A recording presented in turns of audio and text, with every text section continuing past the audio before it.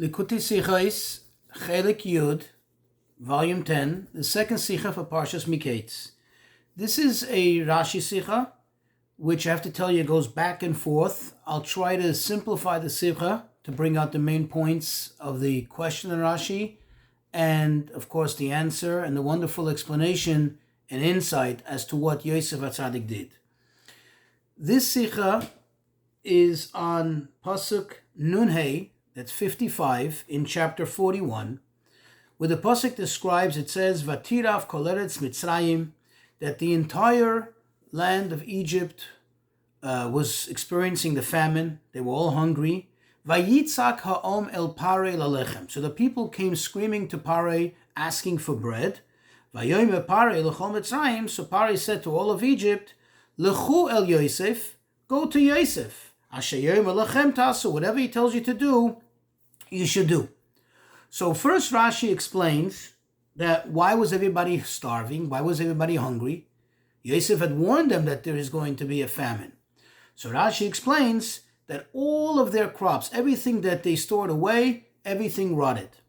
And then in the Rashi that this sicha focuses on, the Dibur HaMaschil of Vayomer Parei lechol Mitzrayim lechul Yosef asher yomer lachem tasu, that Parei said to them, Asher yomer lachem tasu, quote, whatever he tells you to do, you shall do. Whatever he will tell them you to do, you shall do. Rashi explains, because what Yosef was telling them to do was that they should all undergo a bris milah, a circumcision. And when they came to Parei, they said to Parei, this is what he's telling us to do. We refuse to do it. So Parei said to them, I'm paraphrasing from Rashi, how come you didn't store any crops, any grains? How come you didn't store away food? So they said, we did, but it all rotted. So Parei said to them, if that's the case, listen to what Yosef is telling you, because just like he decreed on all the food you store away that it should all rot, who knows, maybe he can decree on us and we will all die. And the Rebbe asks a whole slew of questions back and forth. I'll try to simplify it and put it into very simple perspective. You see, we know the rule that Rashi only explains that which needs explanation. In other words, Rashi will only explain things in the pasuk that are problematic. If there's a problem, Rashi will explain it. What is the problem in the pasuk? The people came to ask for bread. They come to Parei, and Parei is sending him back to Yosef and says, listen, the man, he's in charge. Whatever he tells you to do, you should do. Where does Rashi get this whole thing? Where is it obvious from Pshutei Shel Mikra that there was a whole back and forth here, that they told Parei we went to him already, and that he told us to do something ridiculous, and that they came back, and now we're coming back to you, and now Parei says, no, listen, whatever it is, you go back to him and you listen to whatever he tells you, because, he can decree on all of us to die, just like he decreed on the faith. Where does Rashi get all of this from? In other words, why is it imperative to explain the pasuk this way, and not just simply that they came to ask for food and he sends them back to Yosef? And besides, if you look at the words of the pasuk, it doesn't say Asher Omar Lachem Tasu, whatever he told you to do, you shall do. But rather, what does it say? It says that whatever he will say to you, you shall do. So it doesn't seem to imply from the pasuk that he had already told them to do something. It seems to be implying from Parei that Parei suspected that he may tell them to do something, but not that he'd already told them to do something. Some Mefarshim try to explain that what triggered Rashi to go into this lengthy explanation and to expound on the Pshutei Shel Mikra is because it could have just said, or it should have just said in the pasuk, simply go to Yosef, without the words, whatever he tells you to do, you shall do. In other words, from that, Rashi took that there was something here about a telling of Yosef, that Yosef said back and forth to do, but the Rebbe negates that explanation.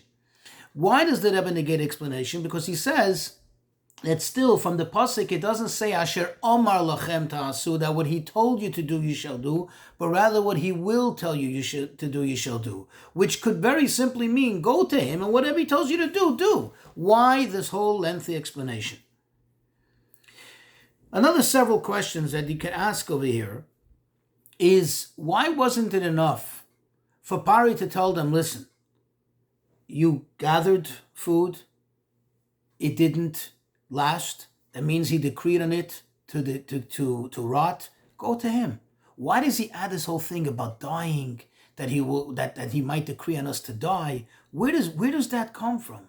Where does that come from? And also you see that Paro seems to include himself. He says, look, he can decree on all of us to die, on us. How does Paro go into this, fall into this worry of being, decreed upon by Yosef to die? So there's a lot going on over here that triggered Rashi to explain this whole thing. The Rebbe says, in order for us to understand it, let's first take a moment to really better appreciate what was Yosef's motive. What was Yosef's reason for trying to get the Mitzrayim to undergo a bris milah, to undergo a circumcision? If you think about it, there seems to be a big problem with it. We know that way back in the beginning of Chumash Bereshis, the Eibishter said, HaKadosh Baruch Hu said, Va'ach es dimchem benavshchem edrish mimchem, that Hashem will seek revenge. Hashem will punish any person for spilling even his own blood, let alone someone else's blood. And this means that if it's not for medical purposes, if it's not for imperative purposes, a person is not allowed to spill his blood for no reason. Which, by the way, explains the big question, why Avrohom Avinu, even though he had performed the entire Torah, all the mitzvahs, yet, although he observed everything, the one mitzvah he didn't observe and he waited for Hashem to tell him was the mitzvah of bris milah. And the question is why? Why this mitzvah did he not do? He did everything else. He kept Shabbos, he kept Erev, and he kept everything. And the answer is, because when was he allowed to voluntarily impose on himself the observance of mitzvahs? That's only if it doesn't negate an actual mitzvah that he has already. In other words, this is a voluntary thing, so it cannot override an obligation of his, an imperative of his. He has an imperative at the time he had, at least, like every other ben Noach, that he's not allowed to spill his own blood. He's not allowed to hurt himself. So if he would go and choose to make a bris milah and override that, he would not only not be doing a mitzvah, but he'd be doing an avera. So according to this, the question is, why did Yosef seek to have them all have a bris milah? What right does he have to demand this of them? Where does he know that he can get this from them? And not only that he could, but that he should, that he has to do it. To the extent that the people are not being given food because they don't want to comply, and they have to run to Parai. Says the Rebbe, this is the answer. Parai put Yosef in charge over all of Mitzrayim. He made him a shalit, a ruler over all of them. In other words, they became not only his subjects, they belonged to him. The way Parai described it in the words when he appointed him, Parai made him literally their owner. And if that's the case, if we look back when the HaKadosh Baruch Hu gave Avrohom Avinu the mitzvah of bris milah, what did he tell them? Then anybody that's kinyan kasboi, anybody that belongs to you, anybody that you purchase, meaning any slave, any servant that belongs to you, also needs to be circumcised. Therefore, Yosef understood that since he's being given this ownership over the entire Mitzrayim, over all the Egyptians, that he has to, not he could, he has to impose on them to do bris milah. And this is where Rashi gets it from. He was telling them something all the time. In other words, it seems obvious if you read between the lines that all along Yosef was demanding this for them. It only came to a head now when the people are starving and they have nothing to eat, and they come to Yosef to demand food because they know that Yosef is their ruler, as Parai had already decreed long before, and he's refusing to give it to them. Now they came to Parai. Now they come to Parai and they say, Parai, you're the king. Ultimately, he is only a deputy. He's under you. You are the king. So you help us. So Parai said to them, 1 second, why should I have to help you? Why do I need to help you? Why didn't you help yourselves? why didn't you take care of business on your own? Why didn't you were told in advance? This ruler told us, and exactly like he said, this is how it played out, that there's going to be 7 years of plentifulness, and then there's going to be a famine. Why'd you wake up now? So they said to him, no, we did not. We stored things away. We tried to do exactly what he said. And the Rebbe adds actually in a footnote that not only did they do it, but they did it the same way that Yosef did it. We know that elsewhere Rashi explains that when he stored away the food, he stored it away together with the sand, with the soil of Mitzrayim, which served as a means of preservation, a means of preserving the food.